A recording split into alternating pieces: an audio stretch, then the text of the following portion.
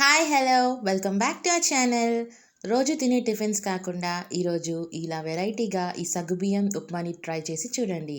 మీకు చాలా బాగా నచ్చుతుంది. దీనికి 1 గ్లాస్ సగ్గుబియ్యాన్ని 2 టైమ్స్ నీట్గా వాష్ చేసుకొని ఇందులో 2 గ్లాసెస్ వాటర్ ఓవర్ నైట్ అంతా నానబెట్టాలి.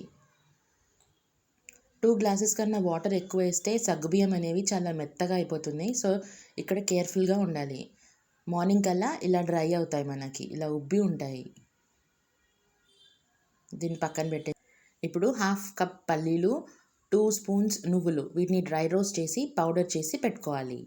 ఇప్పుడు స్టవ్ ఆన్ చేసి కడాయి పెట్టుకొని అందులో 2 స్పూన్స్ ఆయిల్ వేసుకొని అది వేడైన తర్వాత 4 గ్రీన్ చిల్లీస్, సన్నగా కట్ చేసుకున్న 2 ఆనియన్స్ని బ్రౌన్ కలర్ వచ్చేంత వరకు ఫ్రై చేసుకోవాలి.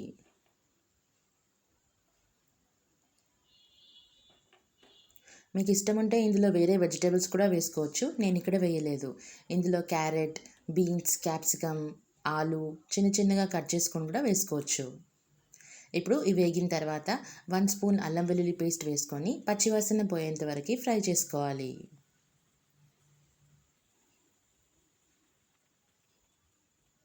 ఇప్పుడు దీంట్లో 1/2 స్పూన్ పసుపు వేసుకోవాలి. ఇది ఆప్షనల్. ఇప్పుడు ముందుగా మనం నానబెట్టి ఉంచుకున్న సగ్గుబియ్యాన్ని వేసుకొని ఒకసారి కలుపుకోవాలి. ఇప్పుడు దీంట్లో 2 స్పూన్స్ కారం, రుచికి సరిపడా సాల్ట్ వేసుకొని కలుపుకోవాలి. ఇది చాలా టేస్టీగా ఉంటుంది, చాలా తొందరగా కూడా అయిపోతుంది. ఈ టైంలో ముందుగా మనం మిక్సీ పట్టి ఉంచుకున్న పల్లీలు, నువ్వుల పౌడర్ని వేసుకోవాలి. దీంతో ఈ సగ్గుబియ్యం ఉప్మాకి చాలా టేస్ట్ వస్తుంది. ఈ విధంగా సిమ్లో మనము 5 మినిట్స్ పాటు కుక్ చేసుకున్నాక మూత తీసి చూస్తే మన సగ్గుబియ్యం ఉప్మా రెడీ అయిపోయింది. దీన్ని ఇప్పుడు సర్వింగ్ ప్లేట్లో తీసుకుంటే ఎంతో టేస్టీ అండ్ హెల్దీ సగ్గుబియ్యం ఉప్మా రెడీ అయిపోయింది.